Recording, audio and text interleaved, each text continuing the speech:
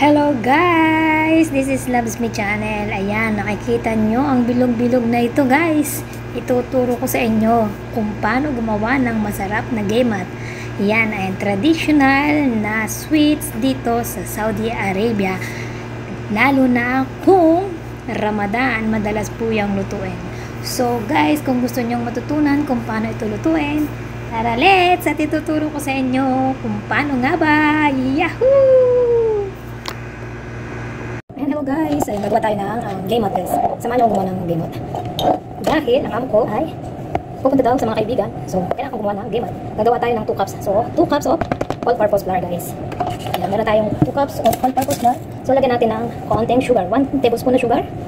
Maglagay din tayo ng ito, 1 tablespoon ng ating kamira sa Arabic, yeast naman sa atin. Ayan.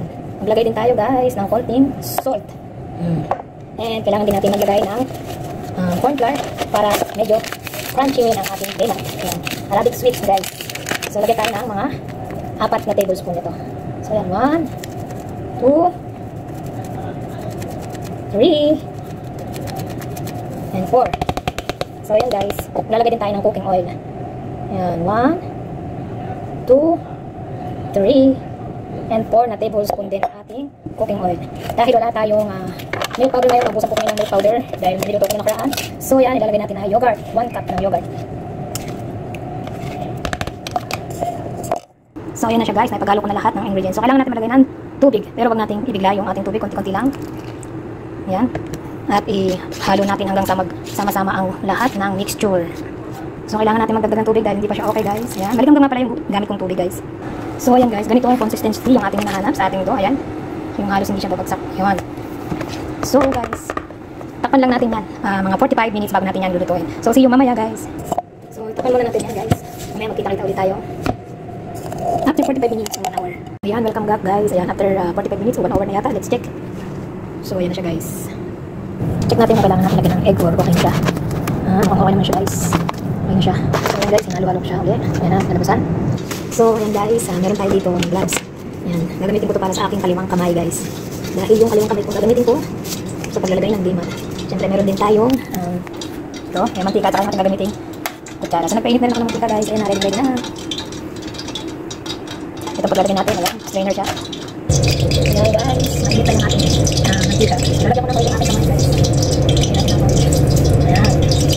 Ayan, nakatamol yung ating kamay.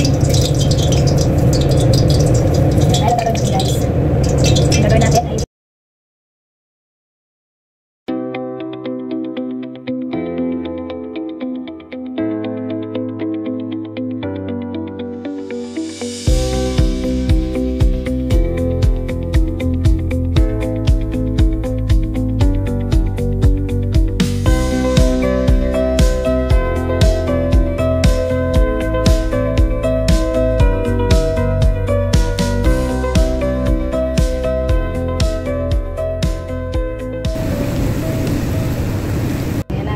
at naluto na ang ating gemat. Ilalagay na natin sa maganda na lagyanan. At dahil dadalhin nga pala ng amo ko to sa kanyang kaibigan, so dito natin siya nilagay. Meron niyang cover. So lalagyan na natin ng dips.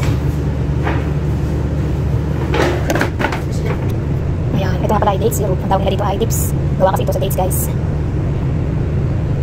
Yan guys, tapos na yung ating gemat. Ready na si amo paalis sa kanyang kaibigan. So bye bye. Ipan natin ng cover ay. Alright, ayan, mission accomplished. Siyempre, papayag ba naman tayo, hindi natin titikman yan. O, siyempre, meron tayo.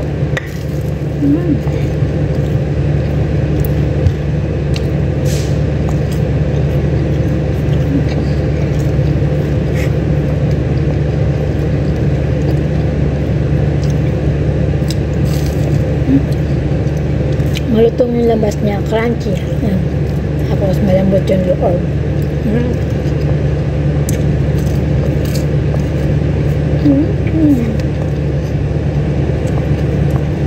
Bye-bye.